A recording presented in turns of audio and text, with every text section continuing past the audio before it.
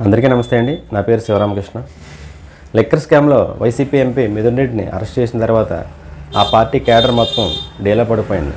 ఈ విషయాన్ని రాజకీయంగా ఎదుర్కొనడంలో ఆ పార్టీ పిల్లిమొగ్గలేస్తుంది. ఒక్కొక్కరు ఒక్కో రకం స్టేట్మెంట్ ఇస్తున్నారు.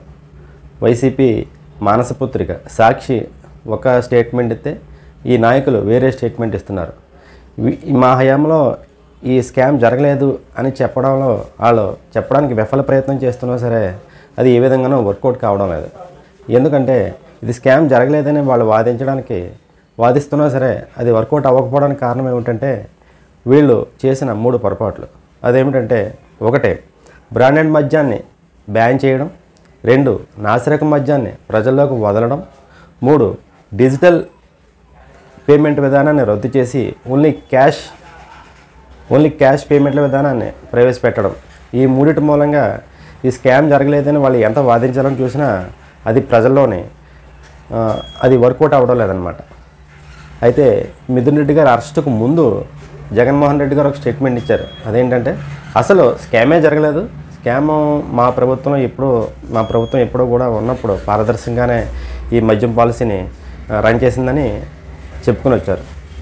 తర్వాత అరెస్ట్ అయిన తర్వాత సజ్జల రామకృష్ణారెడ్డి గారు మేము మా గవర్నమెంట్లో మా పాలసీ ప్రకారమే దీన్ని చేసాం తప్ప పాలసీకి వ్యతిరేకంగా మేము ఏ పని చేయలేదు అని చెప్పుకొని వచ్చారు. అంటే వైసీపీ పాలసీ ఏంటి? బ్రాండెడ్ మద్యాన్ని బ్యాన్ చేయడం వైసీపీ పాలసీయా? అదేవిధంగా నాసిరకం మద్యాన్ని ప్రజల్లోకి వదలడం ద్వారా ప్రజల ఆరోగ్యాలతో చెలగాటపడడం వైసీపీ పాలసీ అనుకోవాలా?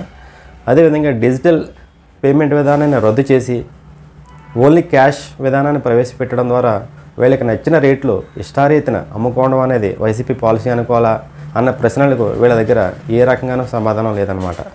అయితే మళ్ళీ ఇప్పుడేమంటున్నారంటే అసలు స్కామ్ అన్నది మా ప్రభుత్వంలో జరగనేలేదు, 2014 నుండి 2018 వరకు చంద్రబాబు నాయుడు గారి అధికారంలో ఉన్నప్పుడు మాత్రమే స్కామ్ జరిగింది అని వీళ్ళు మళ్ళీ బుకాయిస్తున్నారు.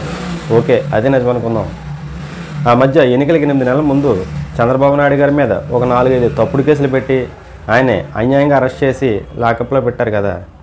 అసలు ఏ రీజన్ లేకుండానే ఆయన అరెస్ట్ చేసి దమ్ము మీకు ఉన్నప్పుడు, ఇన్ని సాక్ష్యాధారాలు మీ దగ్గర లిక్కర్ స్కామ్ గురించి ఉన్నప్పుడు ఆయన ఎందుకు వదిలిపెట్టారు? 2019 నుండి 2024 వరకు అధికారంలో ఉన్నది మీరే కదా. అలాంటప్పుడు ఆయన ఎందుకు అరెస్ట్ చేయకుండా వదిలేశారు అన్న ప్రశ్నకు కూడా వీళ్ళ దగ్గర సమాధానం లేదు. బేసిక్గా ఏంటంటే వీళ్ళు ముందు చెప్పినట్లుగా ఒక్కొక్కరు ఒక్కొక్క మాట చెప్తా దీన్ని ఎలా ఎదుర్కోవాలో తెలియక తెగ ఇబ్బంది పడిపోతున్నారు.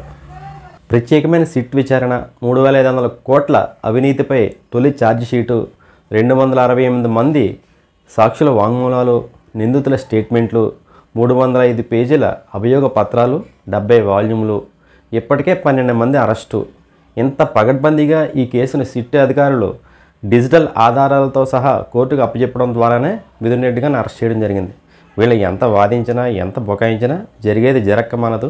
చట్టం తన పని తాను చేసుకుపోతుందన్నదే ఈ విషయంలోని జగమెరిగిన సత్యం. చూద్దాం తొందరలో ఇంకా ఎవరెవరు అందులోకి వెళతారో. Thank you.